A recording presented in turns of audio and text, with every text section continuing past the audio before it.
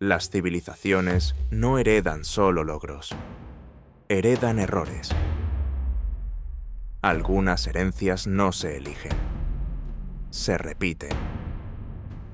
Durante mucho tiempo, el ser humano creyó que los grandes colapsos cerraban ciclos, que cuando una civilización caía, todo lo que la había corrompido desaparecía con ella, que el juicio, la destrucción o el reinicio forzado eran suficientes para comenzar de nuevo. Pero los relatos antiguos nunca describen un reinicio perfecto. Describen continuidad. Describen procesos que sobreviven incluso cuando todo lo visible se derrumba. Porque no todo lo que define a una civilización está hecho de piedra. No todo se destruye cuando caen las ciudades. No todo se pierde cuando una era termina.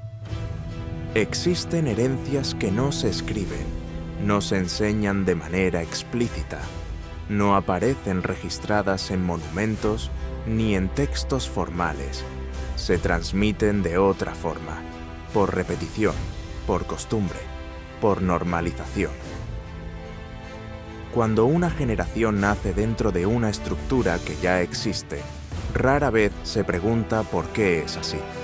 Aprende a vivir dentro de ella, aprende a obedecerla, aprende a llamarla orden. Con el tiempo, esa estructura deja de percibirse como una elección y comienza a sentirse como una ley natural, algo que simplemente siempre fue así. Antes del diluvio, existió un mundo distinto, no solo más antiguo, sino estructuralmente diferente. Los textos antiguos describen una humanidad que se había multiplicado sobre la Tierra, un mundo donde el tiempo no tenía el mismo peso que hoy, donde las generaciones no eran breves, donde la experiencia no se perdía con facilidad.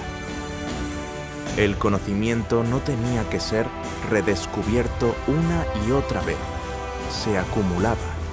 Las advertencias no se olvidaban, pero tampoco siempre se escuchaban.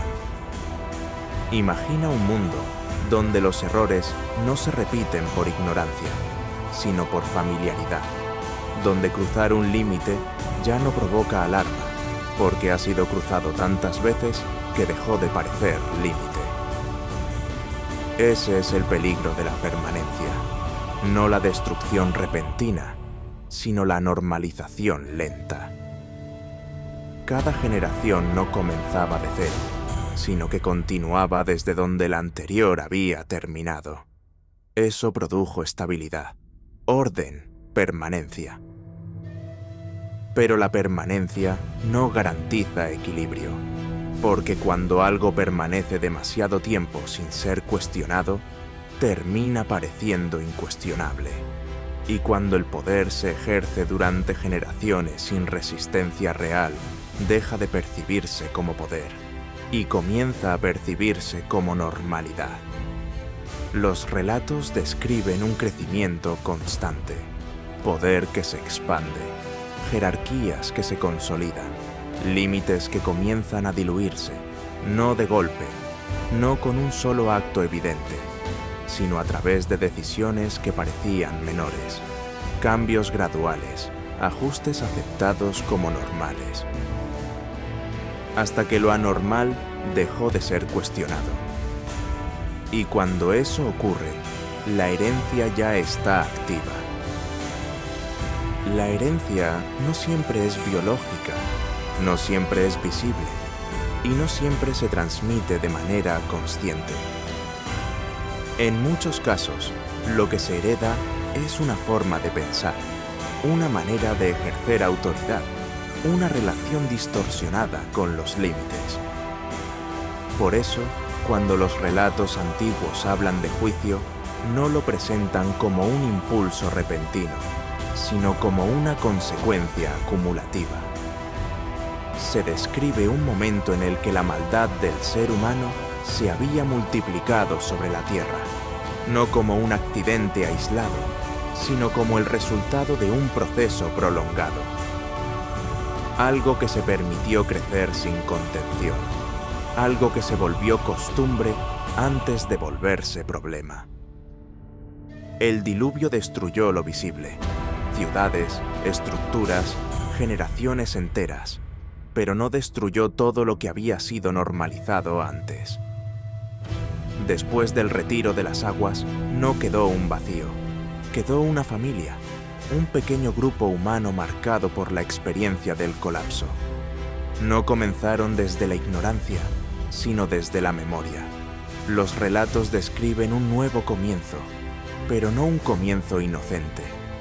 La tierra volvió a ser habitable. El silencio reemplazó al caos. El mundo pareció recibir una segunda oportunidad.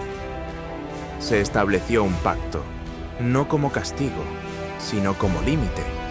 La humanidad fue bendecida para multiplicarse, para llenar nuevamente la tierra, para reconstruir.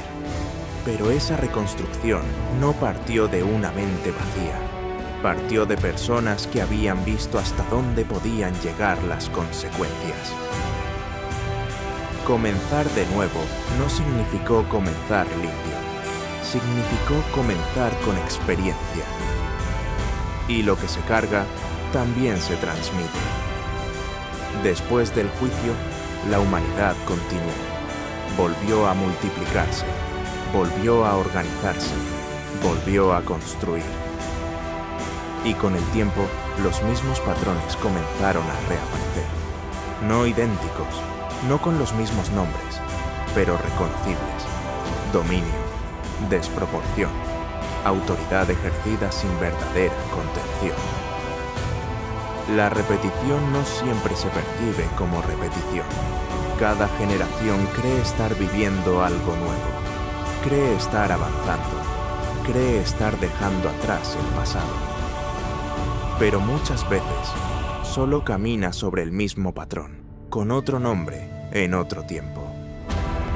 Por eso las advertencias antiguas suelen ser ignoradas, no porque sean falsas, sino porque parecen lejanas, hasta que dejan de serlo. Esto no pretende dar respuestas definitivas, solo abrir preguntas. Porque tal vez, al observar las herencias del mundo antiguo, no estamos mirando solo el pasado, sino un reflejo inquietante de lo que ocurre cuando una civilización olvida qué errores decidió heredar. Bienvenidos a Neox Origins.